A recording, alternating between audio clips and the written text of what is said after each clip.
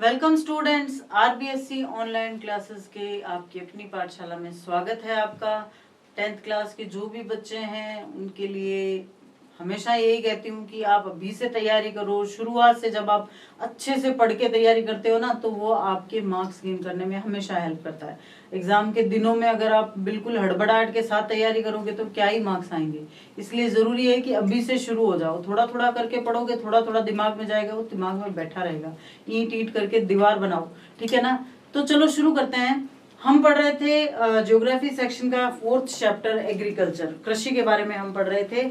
और काफी कुछ बातें हमने जानी, अलग अलग तरह के जो हमारे क्रॉप के पैटर्न्स हैं वो जाने हमने। ये देखा कि हमारी जो क्रॉप्स हैं, मेजर क्रॉप्स, वो कौन कौन सी हैं। बहुत सारी चीजें जानने के बाद आज हम बात करेंगे role of agriculture in Indian economy. भारतीय जो अर्थव्यवस्था है उसके अंदर कृषि की क्या भूमिका है। जब हमारा देश आजाद हुआ था तब हमने देखा था कि हमारी देश की अर्थव्यवस्था पूरी तरह से कृषि पे टिकी हुई थी। उस टाइम तो यही एक आसरा था हमारी अर्थव्यवस्था का। लेकिन जैसे जैसे टाइम बदलता गया, वैसे वैसे ग्रो किया हमने, इंडस्ट्रियलाइजेशन किया, औद्योगिकीकरण की तरफ हम बढ़े, वैसे वैसे क्या हुआ, हमारे जो सेक्टर्स है उनमें भी चेंजेस होता गया। और आज भी हालांकि हमारी जो कुल आबादी है उसका 55% हिस्सा जो है वो पूरी तरह से कृषि पर निर्भर है अपनी आजीविका के लिए। हालांकि आजादी के समय ये 80% के करीब था। तो बदलाव तो हुए हैं, लेकिन फिर भी कृषि आज भी एक सबसे महत्वपूर्ण हिस्सा है हमारी अर्थव्यवस्था का। देखते हैं, सबसे पहले इसका शेयर जो है नेशनल इनकम में वो बहुत ज्यादा है।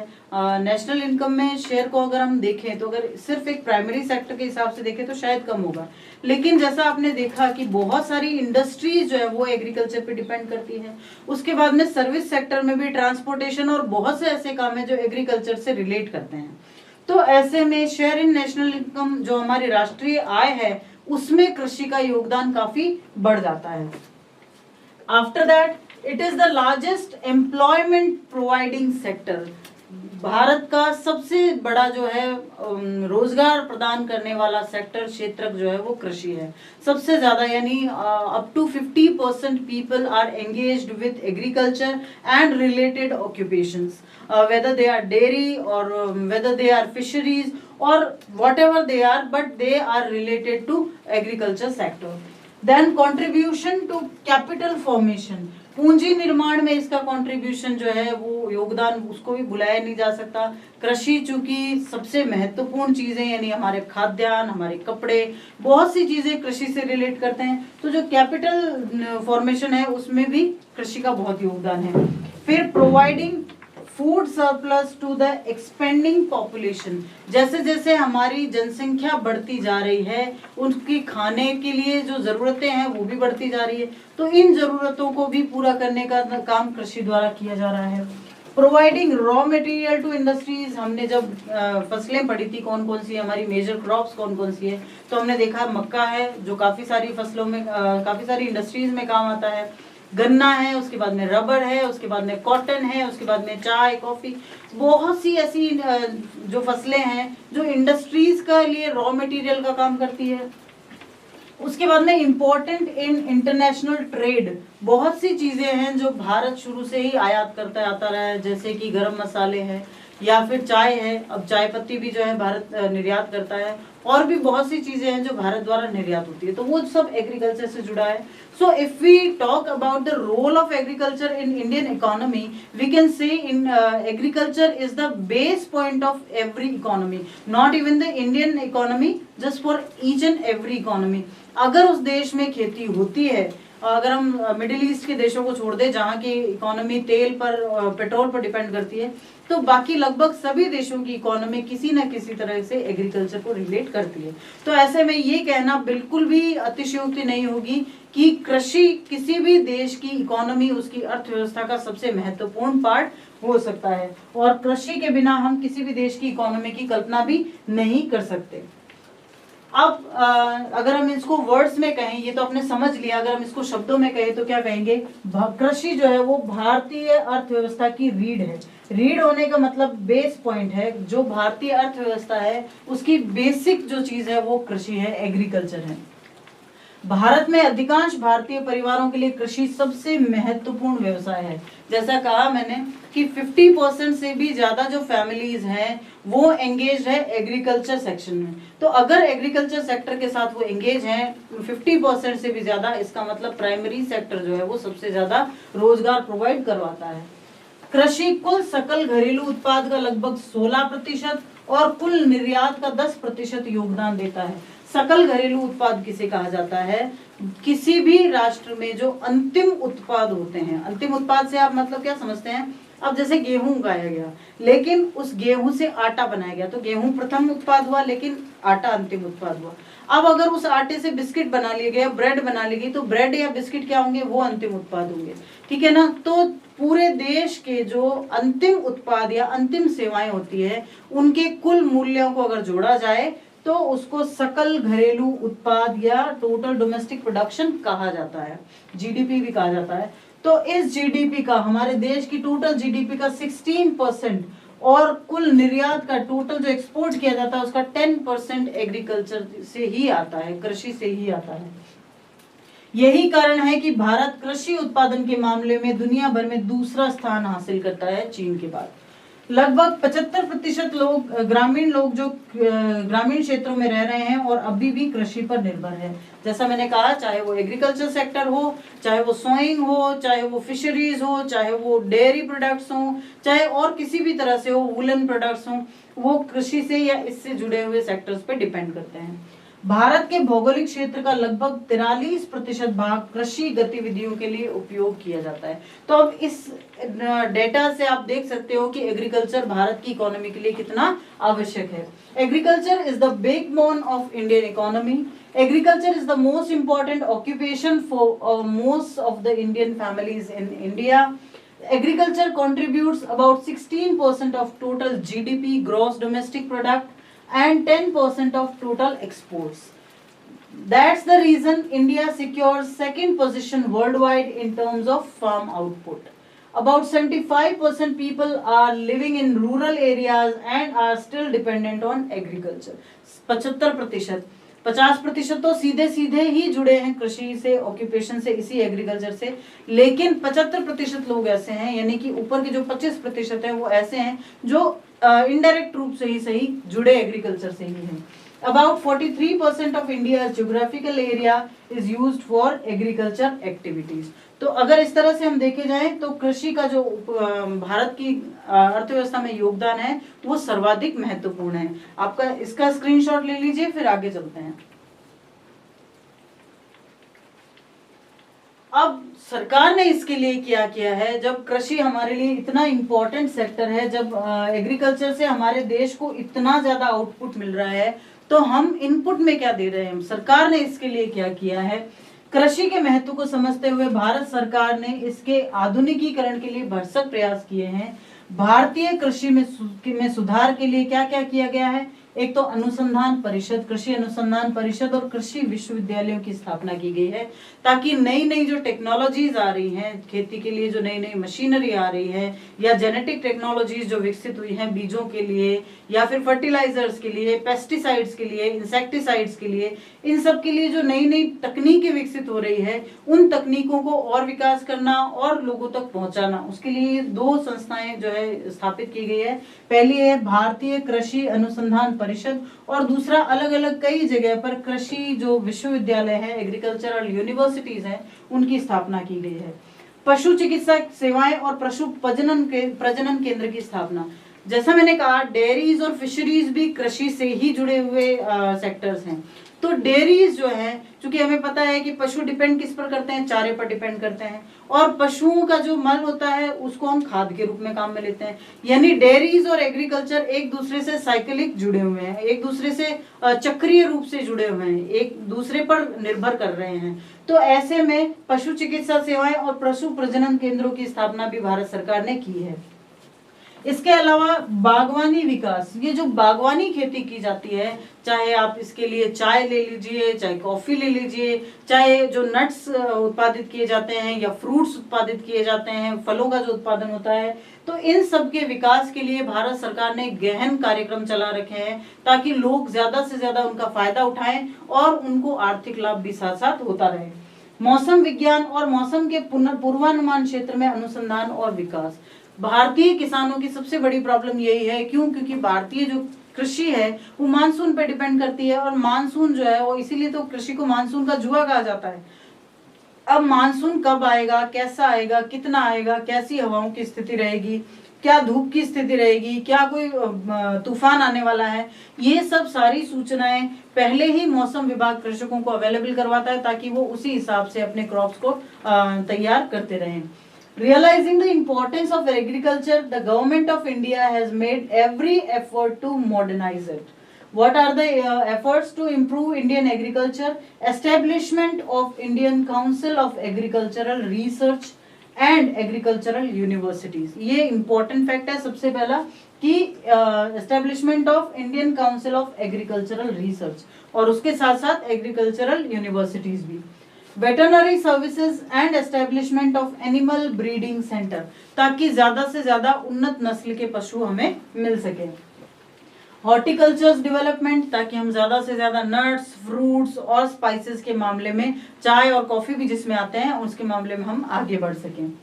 Research and development in meteorology and weather forecasting, ताकि किसानों को ये जानकारी पहले ही मिलती रहे और किसान अपनी खेती में उस चीज के लिए हमेशा से प्रिपेयर रह सके। अब जब इतनी अच्छी बात सरकार कर रही है, इतने अच्छे काम हो रहे हैं, कृषि का क्षेत्र हमारे लिए इतना इम्पोर्टेंट है, कुछ चुनौतियां, कुछ प्रॉब्लम्स भी हमारे सामने आती है। तो वो चुनौतियां क्या है जो हमारे सामने हैं, जिनसे हमें निपटना है। खेती इतना आसान काम नहीं है, खेती में बहुत सी ऐसी प्रॉब्लम्स आती है जिनसे हमें अभी निपटना बाकी है। सबसे पहले पिछले वर्षों में सकल घरेलू उत्पाद यानी जीडीपी जिसे कहते हैं, उसमें तो वृद्धि हुई है, लेकिन इससे देश में पर्याप्त मात्रा में रोजगार के अवसर उपलब्ध नहीं हो रहे हैं। सबसे बड़ी बात यह है, जनसंख्या बढ़ती जा रही है, कृषि पर डिपेंडेंसी बढ़ती जा रही है, हमारी जो जीडीपी है वो भी बढ़ रही है, लेकिन उसी के अकॉर्डिंग जो एम्प्लॉयमेंट है वो सेक्टर धीरे धीरे कम हो रहा है। कृषि में विकास की दर कम हो रही है, पूरी जीडीपी बढ़ रही है, ओवरऑल बढ़ रही है, लेकिन कृषि में विकास की दर कम होती जा रही है, जो कि एक चिंताजनक स्थिति है। वर्तमान में भारतीय किसान को अंतरराष्ट्रीय प्रतिस्पर्धा से एक बड़ी चुनौती का सामना कृषि सेक्टर में विशेष रूप से करना पड़ रहा है।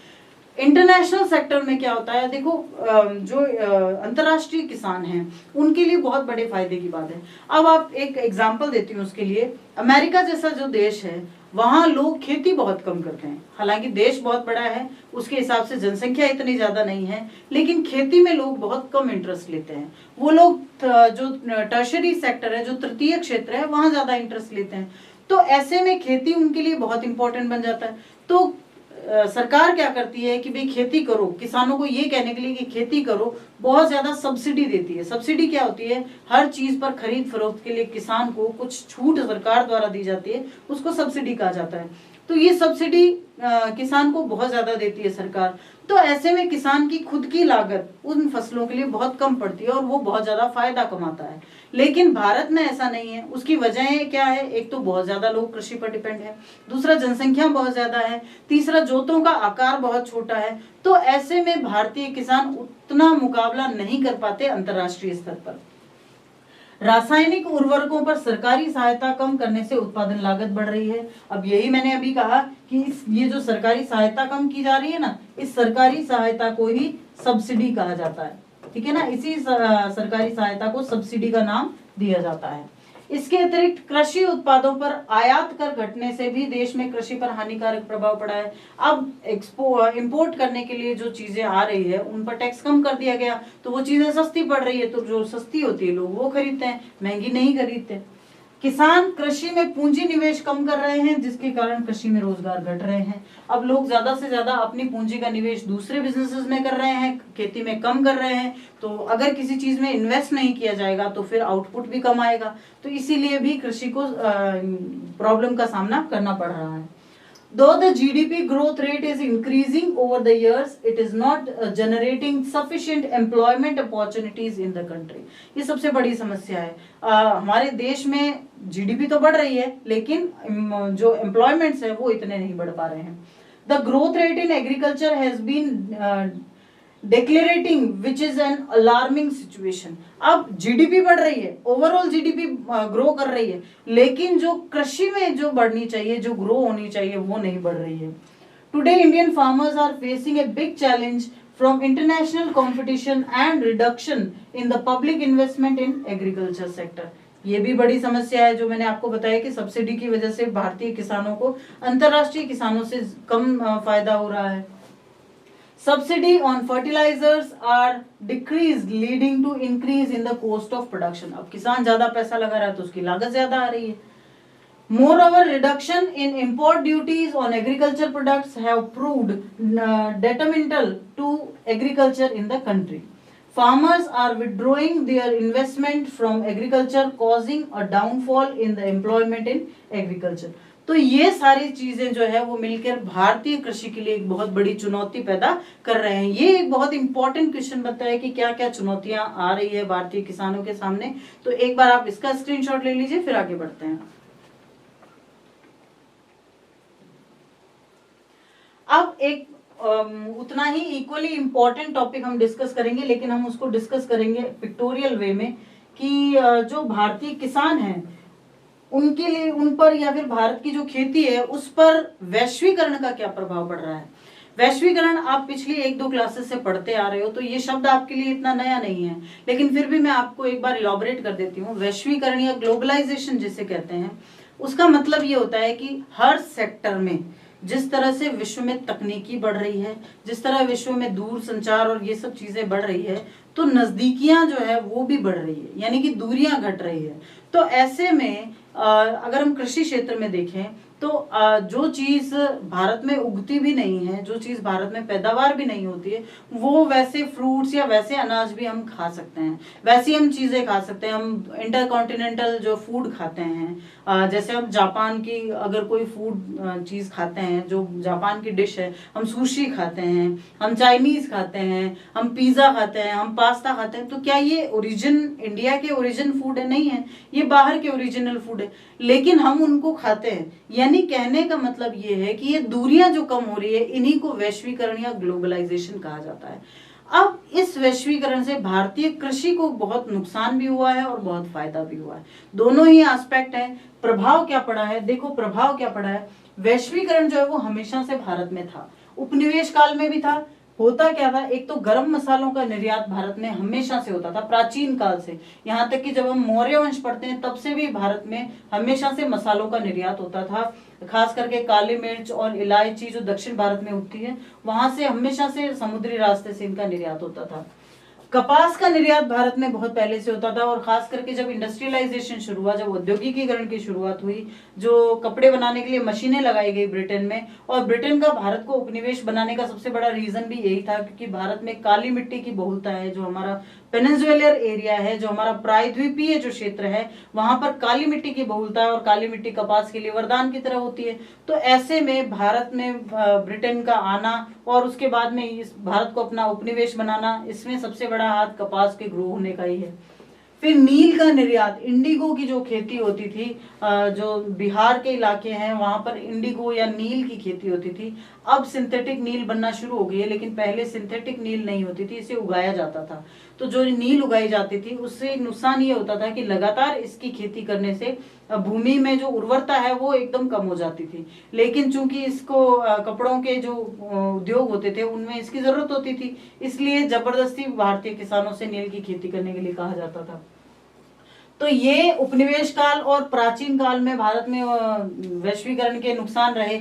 लेकिन उदारीकरण का जो दौर शुरू हुआ 1991 में, 1991 से भारत की अर्थव्यवस्था को बाहरी अर्थव्यवस्थाओं के लिए खोल दिया गया, और जो आयात होते हैं उनमें काफी छूट दे दी गई। तो ये सब चीजें उदारीकरण कहलाती है, लिबरलाइजेशन कहलाती है। उससे भारतीय किसान को अंतरराष्ट्रीय प्रतिस्पर्धा, इंटरनेशनल कंपटीशन का सामना करना पड़ा। और इससे हुआ क्या, इससे भारतीय किसान विकसित देशों से स्पर्धा करने में, कॉम्पीट करने में बिल्कुल असफल रह गया। क्यों असफल रह गया, इसका सबसे बड़ा कारण है जो अभी अभी हमने डिस्कस किया है, विकसित देशों में कृषि को बहुत ज्यादा आर्थिक सहायता या जिसको सब्सिडी कहा जाता है वो दी जाती है। ठीक है, अब इस सब्सिडी से क्या नुकसान होता है, देखो एक एग्जांपल से समझते हैं। अब जैसे भारत की किसान ने कोई चीज उगाई है तो वो उसको 1000 रुपए की उस पर लागत आई है, ठीक है, लेकिन सरकार ने उसको सब्सिडी दी है 100 रुपए की, तो यानी भारतीय किसान के लिए वो चीज कितने में पड़ी, उसकी लागत आई 900 रुपए। अब सब्सिडी ज्यादा देने से क्या होता है, ये देखिए कि अगर किसी अंतरराष्ट्रीय स्तर पर मान लीजिए यूएस के किसी किसान ने कोई चीज 1000 रुपए में उगाई है और उस पर सब्सिडी दी है उसको 200 रुपए, यानी उसे वो चीज पड़ी है 800 रुपए में, तो 100 रुपए का तो यही फायदा हो गया। अब चलो वो भारत में उसको बेचने के लिए आए, ठीक है ना, अब भारत में वही चीज किसान 900 रुपए में बेच रहा है, लेकिन वो किसान भारत में उस चीज को बेचने आए तो अगर 60 रुपए उसको निर्यात कर भी देना पड़े तो क्या होगा, तो उसकी वो चीज 860 रुपए में बिकेगी, यानी अगर भारतीय किसान के मुकाबले इस चीज की कीमत देखी जाए तो फिर भी 40 रुपए कम है। तो ऐसे में हम वही चीज खरीदना चाहेंगे जिसकी कीमत कम हो, ठीक है ना, तो ये नुकसान होता है भारतीय किसान को जब सब्सिडी कम दी जाती है, ठीक है ना। तो ये पिक्टोरियल वे में समझना या एग्जांपल से समझना इजी हो जाता है कि सब्सिडी जो दी जाती है वो कितनी इंपॉर्टेंट होती है, खास करके एग्रीकल्चर सेक्टर में, इसलिए ताकि वो अंतरराष्ट्रीय स्तर पर प्रतिस्पर्धा कर सके। मुख्य फसलें जो है चावल, कपास, रबर, चाय, कॉफी, जूट और इन मसालों में भी अब स्पर्धा शुरू हो गई है, क्योंकि अंतरराष्ट्रीय स्तर पर जो किसान हैं उनको बहुत ज्यादा सब्सिडी दी जाती है, भारतीय किसान को इतनी सब्सिडी नहीं दी जाती। तो आप इसका स्क्रीनशॉट लीजिए और ताकि आपको याद रहे एकदम पिक्टोरियल वे से। अब हमने प्रॉब्लम्स तो डिस्कस कर ली, तो आइए इसके समाधान को भी एक बार डिस्कस कर लेते हैं। इसका समाधान क्या हो सकता है, ये जो समस्याएं हमने डिस्कस की इनके सॉल्यूशन के लिए हम क्या कह सकते हैं। इनका सॉल्यूशन सबसे पहले तो अनाज के स्थान पर ऊंचे मूल्य की फसलों को उगाकर फसल प्रारूप में परिवर्तन करते हैं। इसको देखो क्रॉपिंग पैटर्न में ही चेंज कर दिया जाए।